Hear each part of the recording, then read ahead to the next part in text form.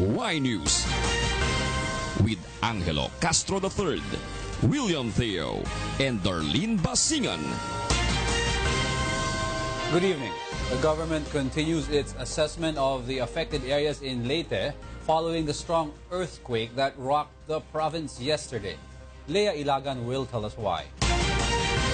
Authorities are continuously working to determine the extent of the damages caused by the magnitude 6.5 earthquake in Leyte yesterday afternoon.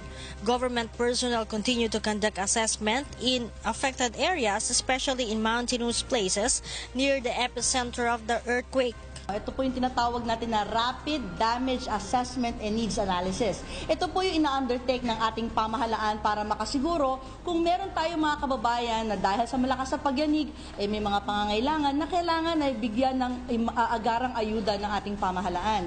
NDRRMC spokesperson Rumina Marasigan released the names of the two casualties, namely Jerry Movilla, 40 years old, who was buried in the rubble of a collapsed 3-story building.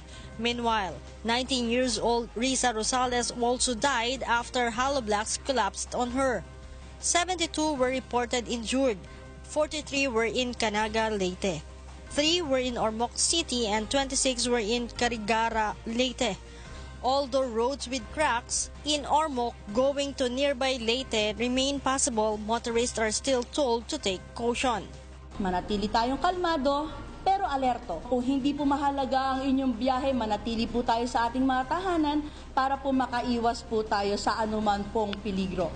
Classes at all levels are also suspended in Tacloban City and Ormoc City. In Haro, Leyte, where the epicenter of the earthquake was located, cracks were found in two buildings of the Bienvenido Celebre National High School in Barangay Ugiao. A landslide also occurred in Mount Amandiwing, Barangay Rubias, Haro, Leyte. Electricity supplies has also been affected in most parts in eastern Visayas, particularly in Leyte, southern Leyte, Cebu, Bohol, and several areas in Samar. Meanwhile, Phibox recorded 241 aftershocks at 5 in the morning today since the strong earthquake hit Leyte yesterday. Leah Ilagan, UNTV News and Rescue, Camp Aguinaldo.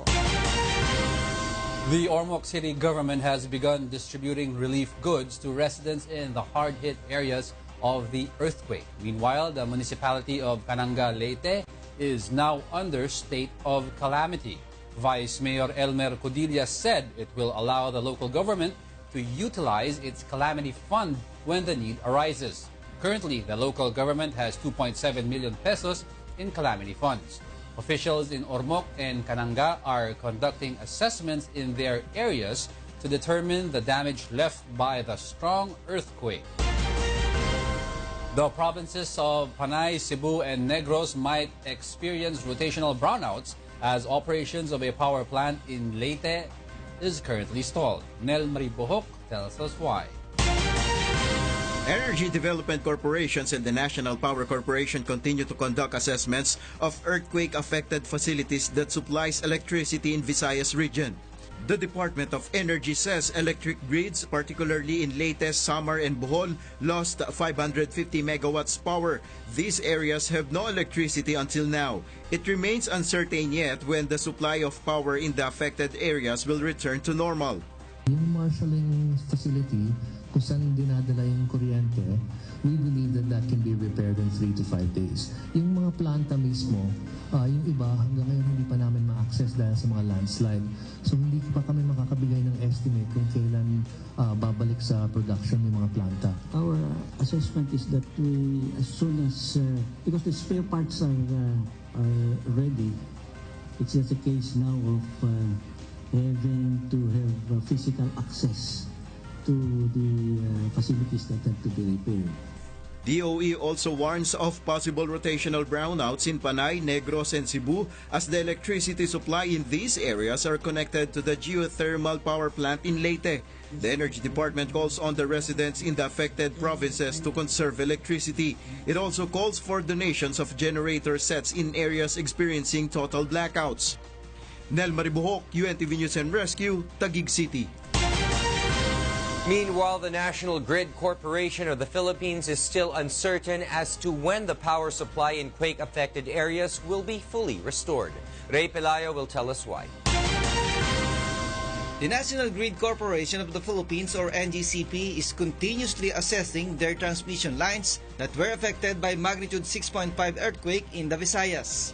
NGCP reported that damaged installations include the Ormoc HVDC Converter Station, Ormoc Substation, and the EDC-owned switchyard in Cananga, Leyte. The damage resulted to power loss in the provinces of Leyte, Southern Leyte, Biliran, Western Samar, Northern Samar, Eastern Samar, and Bohol Island. Meanwhile, Cebu and Negros Island experienced power interruptions but were immediately restored after several hours. Tower 18 of the Ormoc-Tongonan line that connects Tongonan Power Plant to Ormoc Substation leaned.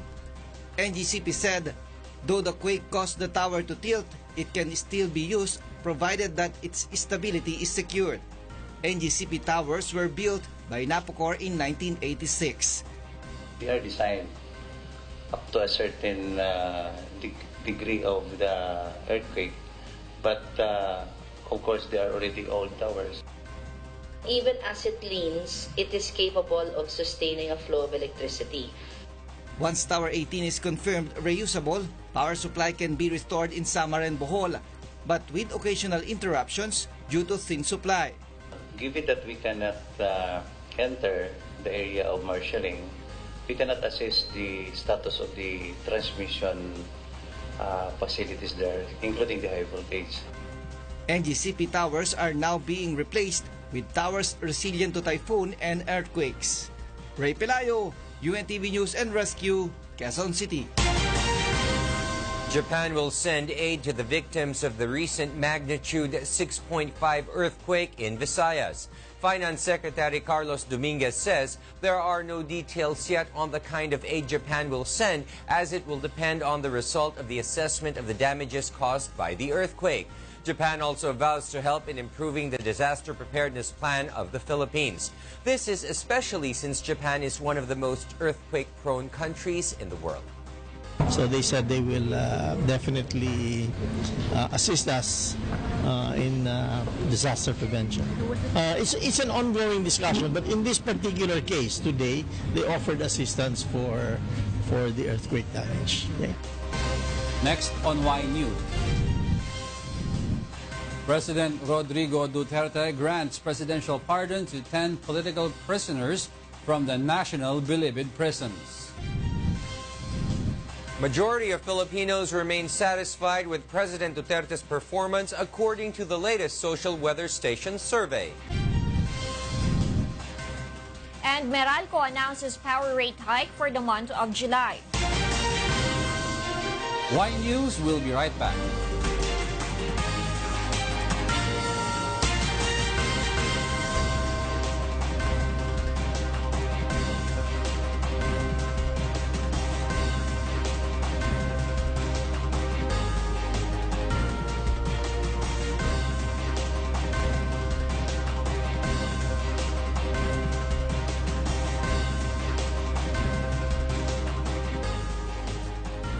President Rodrigo Duterte is expected to give the Filipino people a picture of what has been in the country under his first year in office in his second State of the Nation address.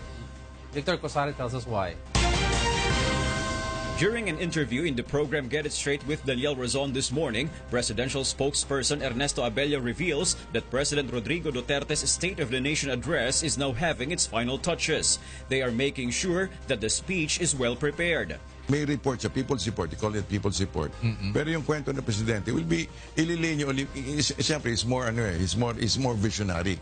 So ang kanyang ipipresenta niya yung of course yung where we have been, what we promised, where we have been, and where we're going. The secretary added that the copy of the speech will be made readily available to the public right after the president's delivery. The Presidential Communications Operations Office recently released a teaser of the president's SONA wherein it showed a glimpse of the progress in the country in terms of economy, investments, employment, free education, and projects towards poverty alleviation, among others. One notable move that the Duterte administration has pushed, according to Abella, is the president's independent foreign policy. ang gusto niya hindi lang maisoli, kundi maiangat, no? Unang-una, that the Philippines becomes a truly functioning nation. We can make it. We can be proud of being Filipino, and we can actually chart an independent foreign policy and become a true nation among others. Meanwhile, as the president enters his second year in office, Secretary Abella says President Duterte will be focusing next on changing the form of government into federalism. Abella said the president believes that federalism will open more opportunities for development and progress of the country. Victor Posare, UNTV News and Rescue, Philippines. President Rodrigo Duterte has received a high net satisfaction rating in his first year based on the recent results of the Survey of the Social Weather Stations, or SWS. Joyce Balancho will tell us why. High number of Filipinos are satisfied with the performance of President Rodrigo Duterte in the second quarter of his first year as the chief executive. The recent survey results of the Social Weather Stations, or SWS, conducted on June 23 to 26 reveal that 78% of Filipinos are content with Duterte's administration. 12% are dissatisfied, while 10% are undecided. This equates to plus 66 net satisfaction ratings, few points higher than his number last March 2017, and is considered the president's record high rating. His ratings increased in the Luzon and Visayas, while it declined in Mindanao and the National Capital Region. Dito sa survey na to, nakita namin na ang latest net satisfaction rating ng Pangulong Duterte ay nasa plus 66, o kung sa classification ng SWS, ito ay very good. House Speaker Pantaleon Alvarez says the president deserves the rating, saying he works hard and is a sincere and a decisive leader. Ifugao Representative Teddy Bagilat says popularity ratings cannot be an indication of real change and progress. It is a powerful tool which he hopes will not be used for authoritarian agenda. Bayan Muna Representative Carlos Zarate says the survey result proves the trust and confidence of Filipinos to the president, but he believes that now is not yet the right time to gauge the performance of the president. Unprecedented yan dahil umaasa pa rin ang mamamayang Pilipino. Humahawak pa sila doon sa pangako ni Pangulong Duterte na darating ang pagbabago. But eventually, kung tuloy-tuloy din itong mga neoliberal na mga policies, no, at hindi matutupad yung ipinangako ni Pangulong Duterte, mararamdaman na ang masa ay, ang mamamayang Pilipino ay mawawalan ng tiwala na.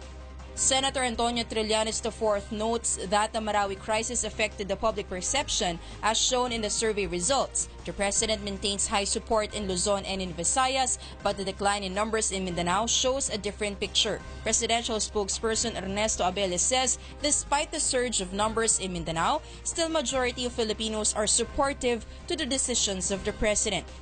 The data collection concluded on June 23 to 26, a month after PRRD placed the whole island of Mindanao under martial law. And it shows tacit public support to the president's action following the rebellion in Marawi.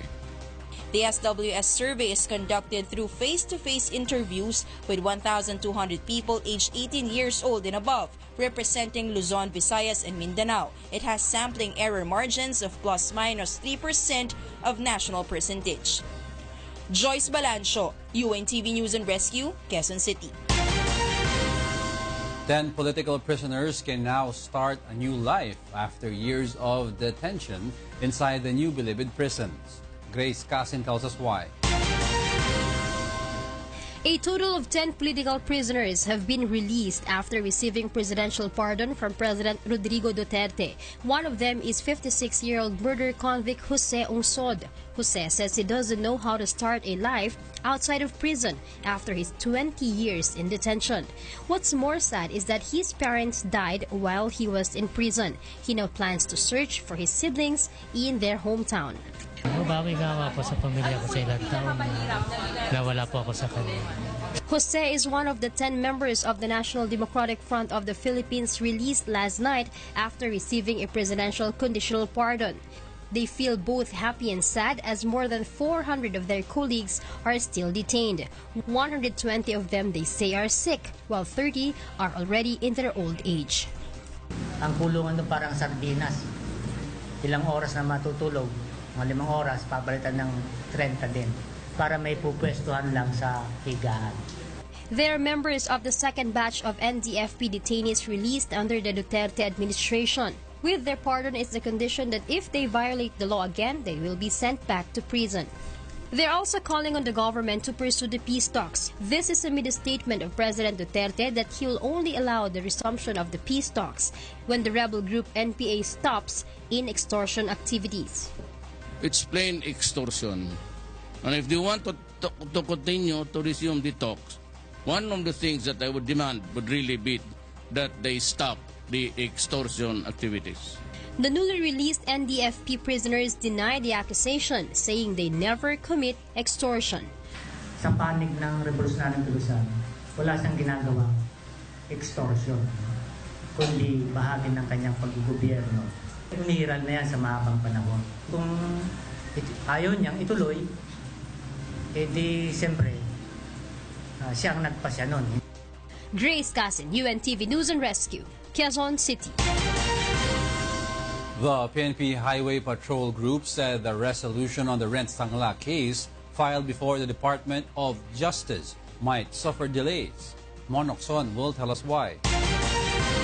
It was in February this year when Rafaela Anunciacion, the prime suspect in a Rent Sangla scam, was charged before the Department of Justice.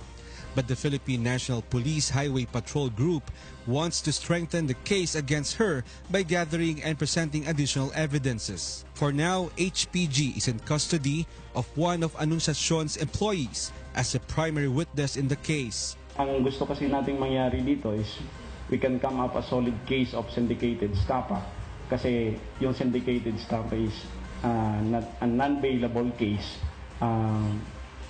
para doon sa mga suspect natin.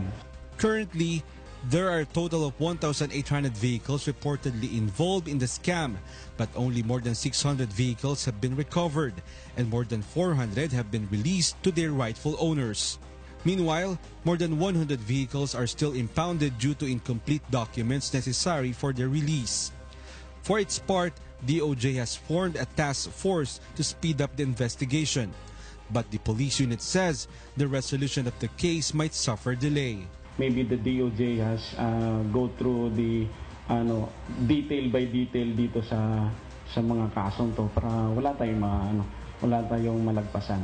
Aside from syndicated estafa, HPG is looking into the possibility of filing a case of economic sabotage due to the large number of victims and huge amount of money involved in the scam.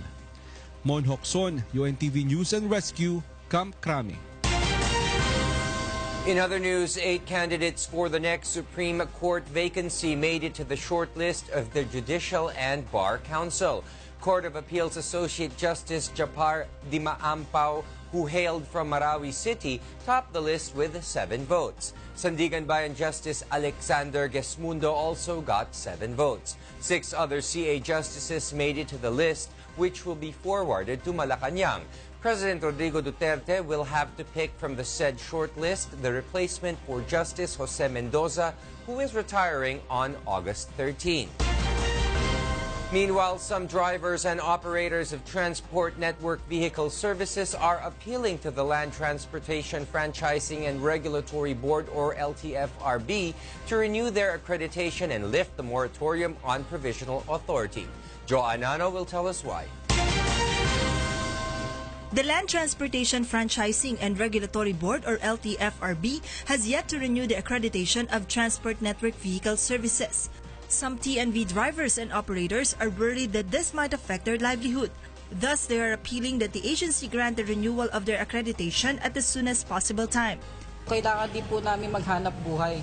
So paano po naman po kami kikita sa aming mga pamilya kung hindi po kami bibigyan ng chance na magkaroon po kami ng sarili naming trabaho. Apart from the renewal of application, the group is also asking the agency to lift the moratorium on the application of provisional authority. This is to give the drivers and operators the opportunity to apply for certification to make their operation legal. On July 11, the LTFRB is set to discuss the renewal of accreditation of Uber, Grab, and U-Hop. Issues such as color vehicles and complaints on some of their drivers are expected to be tackled. The agency emphasizes that the board needs scrutinize well if they will renew the accreditation of transport network companies. Meanwhile, pending applications submitted before the issuance of moratorium are still being reviewed by the board. If there are any applications prior to the moratorium, which was in July 2016, LTFRB is still processing their respective case holders, and we will be dealing with them based on the merits. Grab PH said it has around 10,000 members. Uber refused to reveal the total numbers of its drivers and operators. But based on the record of LTFRB, there are only around 3,700 registered DNVS. The agency admits that currently there is a huge number of colorum vehicles in Metro Manila. Joan Nano, UNTV News and Rescue, Quezon City.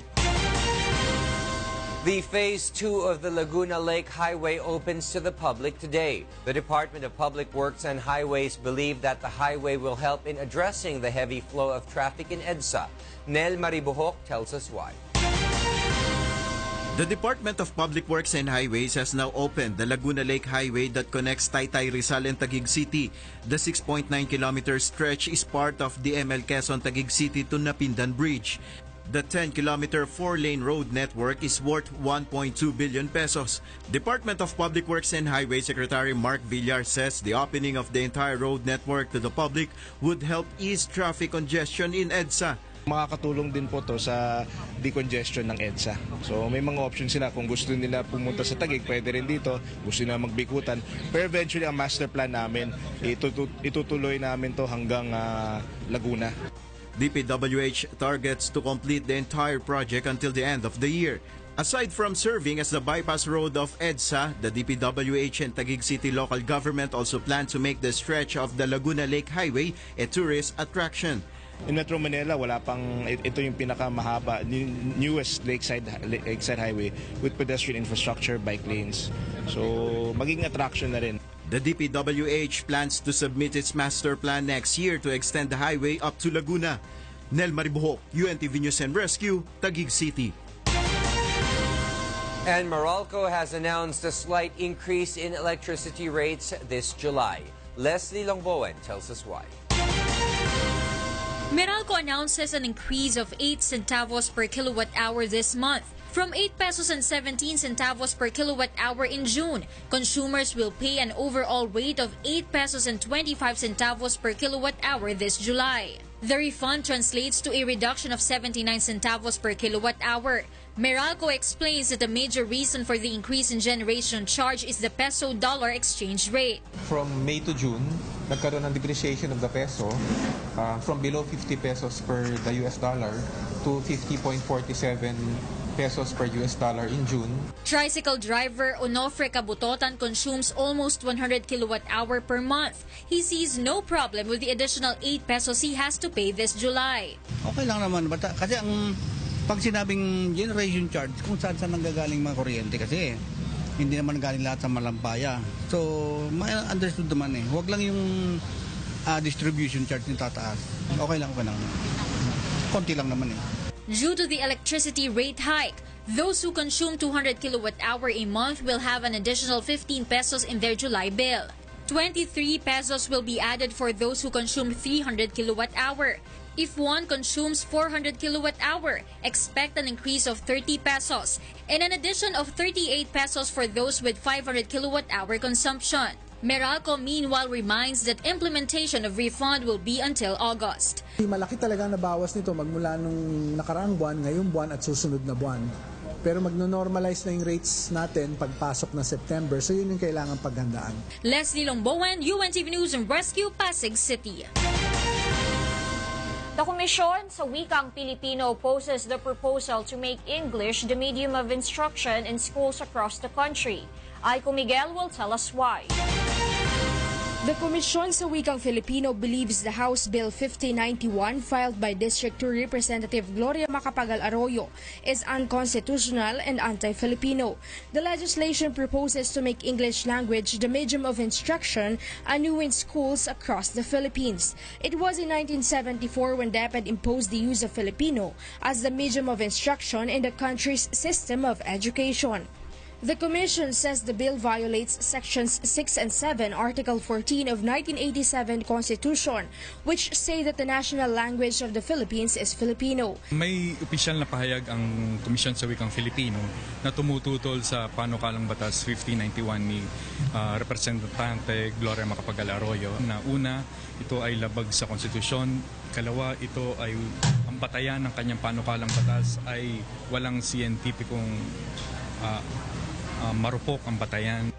The National Committee on Language and Translation says such a proposal is contrary to the provisions of the United Nations Educational, Scientific, and Cultural Organization or UNESCO that the Filipino youth should learn of their mother tongue. Humihiling sa Kongreso ng Pilipinas at kay Pangulong Rodrigo Roa Duterte na ibasura, huwag pagtibayin ang kontra-Filipinong House Bill number 5091.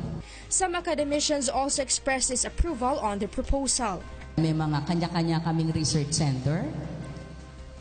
Pumapasok po ang wikang Filipino na hindi na ma-marginalize. Sa katunayan nga po, ang lahat ng pagpapahayag namin, yun na po ang pinakamataas na kasanayan po sa research. Ba't inaalaw po kami na gamitin ang wikang Filipino sa aming pamantasan? The issue meanwhile garnered mixed emotions from university students. Okay na din yung Tagalog. Kasi po kung yung English naman din po kasi marami din po kasing hirap talaga na mag-English. Kaya mas ma-express din po kasi kung Tagalog din po. Kung English yung magiging medium natin pagdating sa pag-aaral, mas mahasa tayo when it comes to language skills. The Komisyon sa Wikang Filipino wants to inform congressmen that English can be used in schools but not as lingua franca or the mother tongue of children as respect to the culture and laws of the Philippines. Aiko Miguel, UNTV News and Rescue, Manila.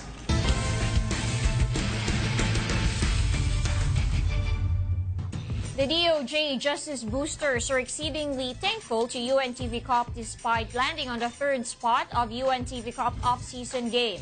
Bernardati tells us why.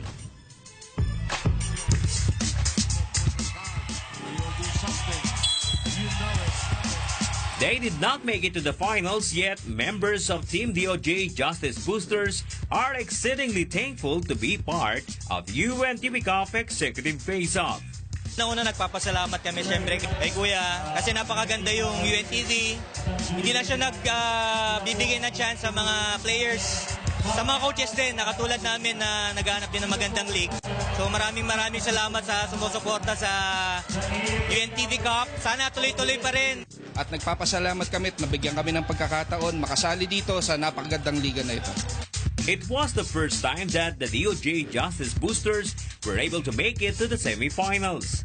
They are also happy to help their beneficiary with the 250,000 pesos prize that they will receive from the league. The Boosters' chosen beneficiaries include Silong Tanglao Foundation,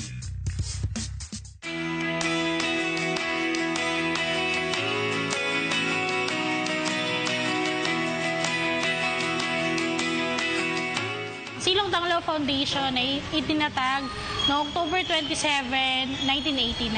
Ang binibigay po namin serbisyo sa mga bata ng center, unang-una po ay shelter, pagkain, edukasyon, yung mga basic needs na kailangan ng isang bata na dapat supposedly magulang nila yung nagbibigay. Children in the foundation are overjoyed and thankful to the Team DOJ for making them achieve their dreams despite their situations in life. Maraming salamat po sa pagtulong sa DOJ, sa UNTV. Malaking oportunidad po sa amin yun na makapag-aral po ng mabuti at ipagpatuloy ang aming pag-aaral. Salamat po sa pagtulong sa amin. Wala yung silong, hindi kami mabubuhay.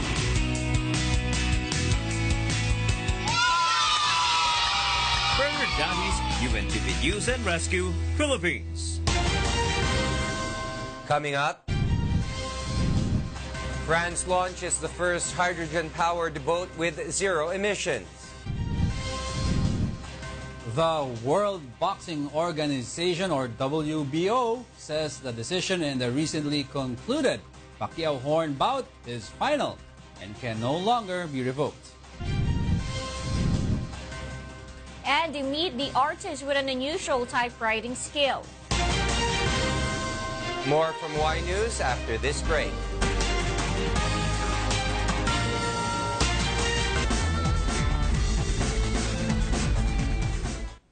The World Boxing Organization can no longer change the decision of boxing officials on the recently concluded fight of Manny Pacquiao and Jeff Horn in Brisbane, Australia. In a response to the request of the Philippine Games and Amusement Board, WBO President Francisco Valcarcel says the decision can only be revoked if there had been a fraud or violations committed. WBO also insists that the officials who judge the fight are all professionals, honest, and have good integrity. It also says that it has no jurisdiction to revoke any decision on the fight, as it is under the Australian National Boxing Federation. WBO says that it will be better if the board sends evidence of anomalies so it can conduct a probe on the issue. Despite this, the WBO says it will conduct a review of the said fight. In the sixth leg of the Wish Covery on-ground auditions, the Wish 1075 team visited Rosario, Cavite to search for fresh talents. Since the auditions began in June, 445 aspiring singers have already joined the competition. This July, the Wish Covery team will visit Rizal, Pampanga, and Bacolod. The grand winner will take home 2 million peso worth of cash and a singing contract, a brand new car, and a house and lot. It is open to all aspiring singers aged 18 and above. How about that first skill? How will and Darlene? Yes. Fighter art. That's a very great art. Yes, it is very unique. Very unique, right? Do you have any skill? Well, I guess all of us have our own skills, of course.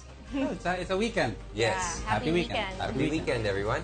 Those are the reasons behind the news. July 7, 2017. I'm Angelo Castro III.